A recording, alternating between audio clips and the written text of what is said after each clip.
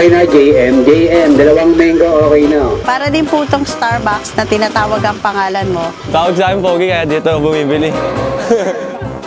Yun nga lang, may twist siya, may harong kalokohan sa pagtawag ng pangalan kasi hindi naman nila totoong pangalan yung iba. Okay na, tanga, dalawang price, okay na, cheese barbecue. Gusto ng mga tao o yung mga kabataan dito pag tinatawag sila kasi meron kaming mic. Ako rin po nagtatawag ng pangalan ng mga umorder sa amin. Gaya na ito, yung mic po namin to, may speaker po sa labat to. Tatawagin po yung pangalan nyo para kunin nyo po yung order nyo dito sa akin. Ako na rin po magbibigay ng order nyo. Mag-abot. Okay na, TJ, lover boy ng Jollibee, okay na. Ayun, nasusunod yung mga gusto namin ng mga pangalan. Opo sir, depende po kung anong gusto nyo yung pangalan sa inyo. Depende sa mga customer namin, gusto nila kung Kahit ng babalik na rin yung pangalan mo. artista, kalokohan, or yung mga kengkoy na pangalan. For example, kanto, babalik na rin mo yung kanto, hindi otnak. O, di ba? Dahil natutuwa sila kung ano-anong pangalan pinapatawag nila. Usually, merong nanay ni ganito. Anak ni Ate Malu. Anak ni Ate Malu. Kung ano gusto nila, basta masaya sila sa tatawag sa kanila. Matatawa lahat ng mga tao. Pinakamagandang pangalan na rinig ko. Mas maganda yung kakaibang pangalan mo para matawa sila. Tagpe. Kunyari, pangalan mo Si Karen Asim, ganyan-ganyan. JP May Putok. Saka masaya yung mga umu-order dito dahil sa tawag sa kanila. Tawa yung pag tinawag yun, Hahanapin nyo kung sino si JP May Putok. Tawag ano. Location po sa 123 Marikina Street, May Pao, Caloocan City. Hanapin namin po yung Barangay 35, tapos Marikina Street. Tapos pagtanong-tanong yun na po yun. Yun na po yun.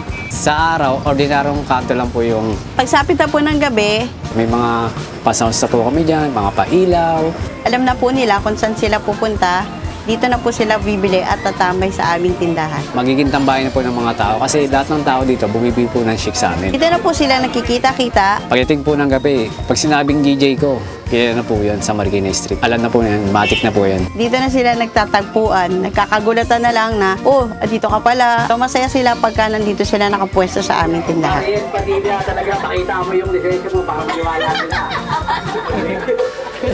Kailangan po sir, mabilis pong gumawa kasi matatabunan po tayo pag mabagal po. Kasi sa dami po naman ang bumibili sa akin, syempre kailangan po mabilis gumawa. Ako nga pala si Roberto B. Regala, 41 years old. Dito sa tindahan, sa akin nakatoka lahat ng french fries, burger, pag-open ng gatas para sa mister ko. Kasi ang mister ko, siya lahat ng shake. Ako si Marilet Regala, 40 years old, asawa ni Roberto Regala. Ang may-ari ng GJ ko, Shake Burger Station.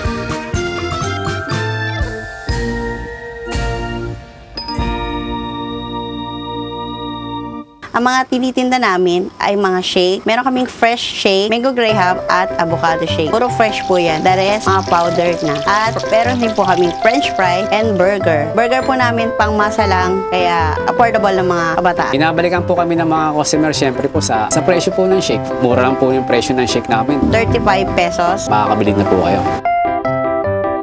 Depende po sa mga toppings na ilalagay ng customer. Depende kung magpapa-add po ka ng cheese, bali magiging 40 na po yun. Nagre-range po siya hanggang 50 pesos. Kasama na lahat ng mga toppings na gusto ng isang customer. Sa french fries naman po, one size lang kami, 30 pesos. Sure siya na bagong luto. Wala pong init, as in bagong luto talaga. Pag umorder ka, bagong luto ang isa-serve sa'yo. At ang burger namin is 15, ang cheeseburger is 20 pesos.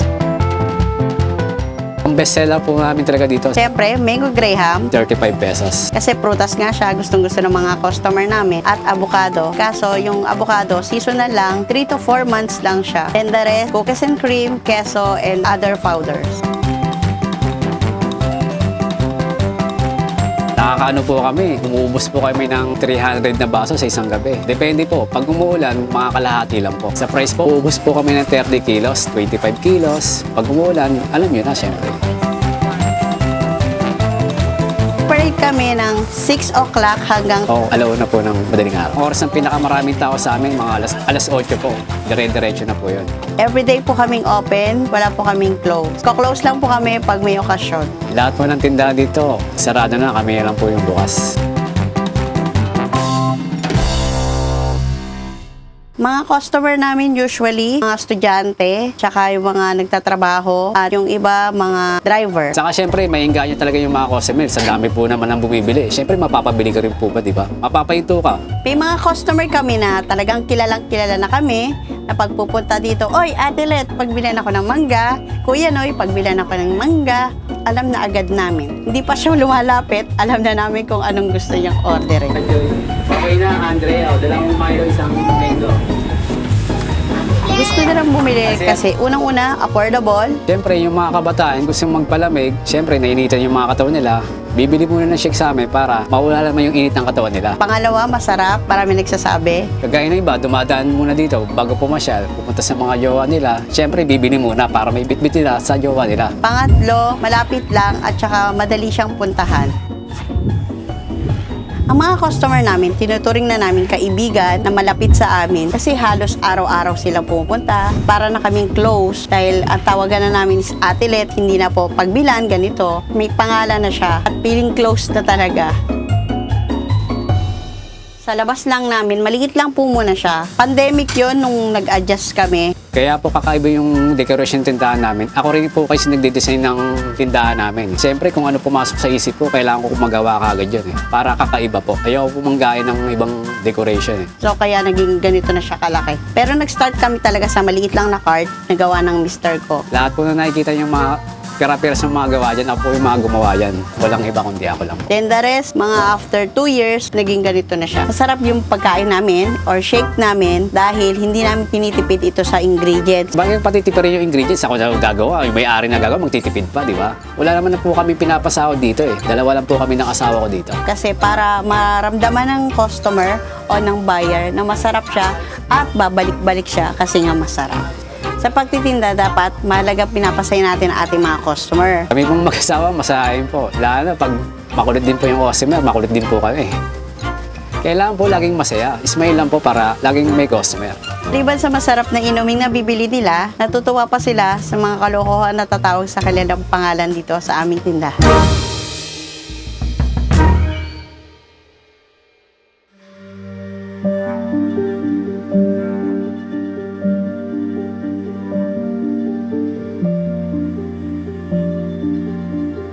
Napapagod.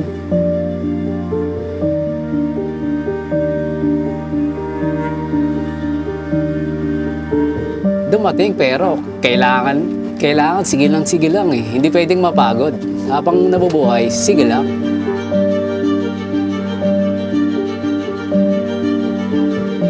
Sana makabili kami ng sarili bahay, sasakyan, mapagtapos yung mga bata sa pag-aaral. Yun lang po. Nag-iipunan pa kasi yun, sir eh. Nag-start kami January 2016. Nagsimula po kami sa maliit na puhunan. Nag-try lang po.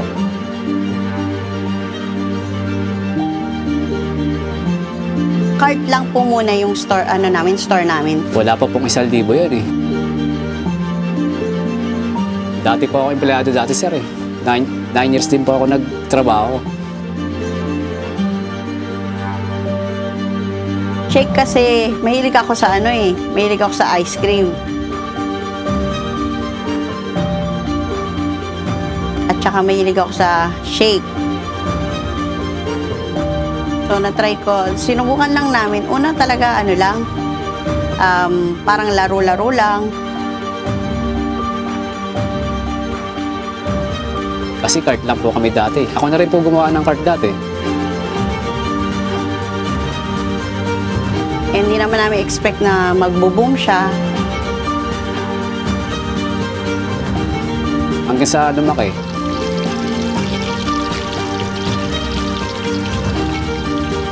So, tinuloy-tuloy na namin at nag-enjoy na rin ako. At pati yung mister ko, nag-enjoy na rin siya.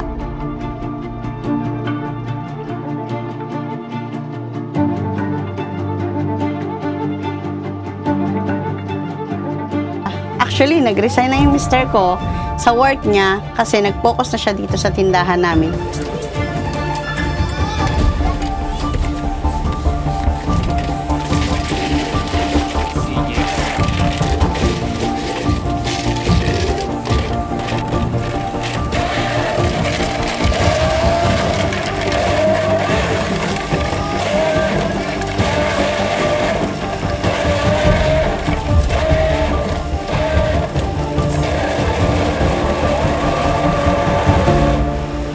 empleyado lang po kasi minimum lang po talaga yung sahod nyo. Yun lang talaga yung sahod nyo talaga.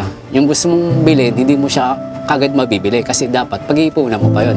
Hindi ka kaya may negosyo ka, kung anong gusto mong bilhin, mabibili mo kagad. Basta sipag at tiyaga lang talaga. Pag may negosyo pa, hawak mo pa yung oras mo. Pwede pa kami makapag-bonding sa aming mga anak. Pamilya, makasikaso mo pa. Dahil nag-enjoy na nga kami pareho. Hindi ka kaya nang may trabaho ka. Ilang oras ka magtatrabaho? 8 oras ka magtatrabaho. Tapos pagdating mo sa bahay, pagod na pagod ka pa. Hindi mo na makasikaso yung mga pamilya mo.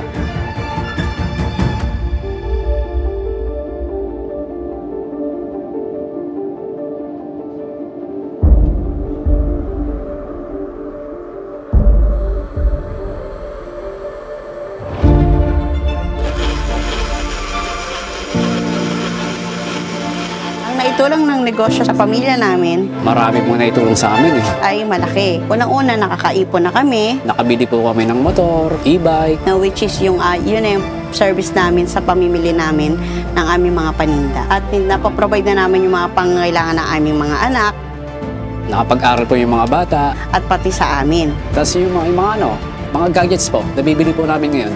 At hindi na rin kami nakakalimot sa mga bayarin, especially sa lahat ng mga bills, hindi na kami nakakalimot. At hindi na rin po kami nade-delay.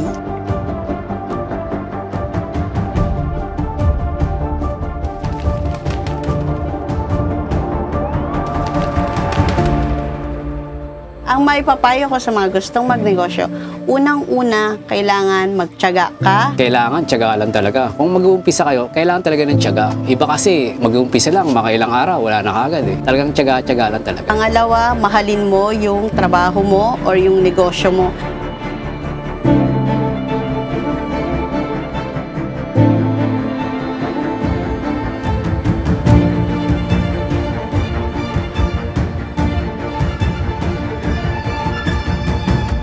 Basta mahalaga, magsimula ka muna. Pag walang bumili, sige lang. Siyempre sa umpisa, kung ano meron ka, yun lang muna. Huwag ka muna ang bili na bili. Hindi mo pa alam kung uusbong kagad yung negosyo mo eh. Pangatlo, kailangan porsigido ka sa ginagawa mo. Huwag ka lang susuko talaga.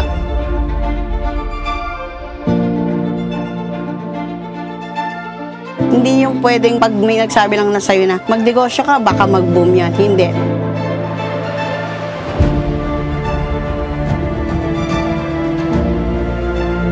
Dapat nasa puso mo na gusto mong magnegosyo at kailangan bukal sa kalooban mo yung trabaho mo at masayang masaya ka sa negosyo.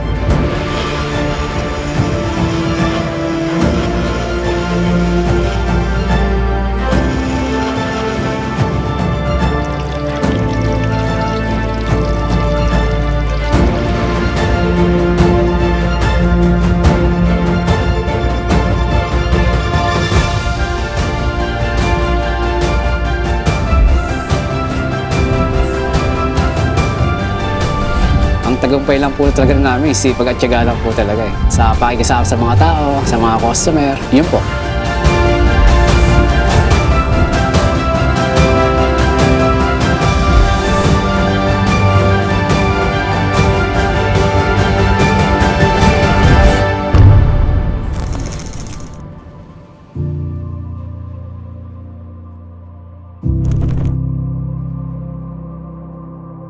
Tingin ko po, yung mga pusa namin, yun ang nagdadala ng swerte dito sa aming tindahan. Kasi ang pusa kasi is malambing at saka sobrang mapagmahal.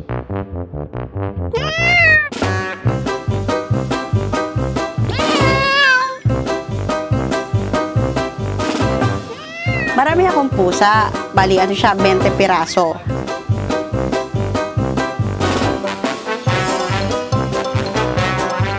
Pero ang tumatambay dito is hanggang 5. Ewan ko bakit nung nag-start na kami magtinda, talagang bababa na rin sila. Parang kala mo, tindera din sila magbabantay dyan.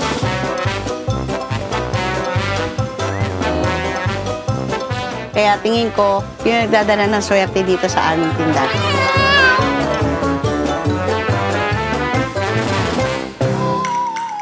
At after namin magtinda, saka rin sila aakyat sa taas. Kaya marami naaaliw sa aming mga customer dahil yung tindahan namin, ilang tambayan ng mga kabataan, meron pa silang naaaliw. Naaaliw pa sila dahil sa mga pusang nakikita nila. Which is Tapos mababait at hindi masyado nangangalbot. Puro tulog lang, kala mo security guard, tulog. Yun. Siyempre, mahal na mahal ko yung pusa ko. Nagdodoble kahit ako kasi kailangan kong pakainin yun ng cat food. Talagang binibigyan ko sila ng ng priority pagdating sa mga ganyan.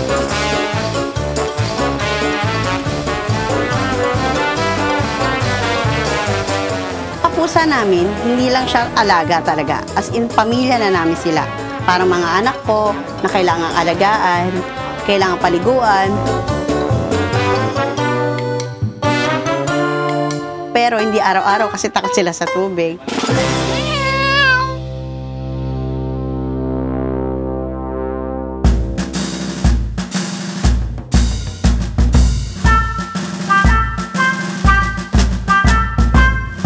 Kunyari, for example, umorder po si JP and maghihintay lang po siya ng mga ilang minuto, tatawagin ko rin po siya pag okay na po yung order niya.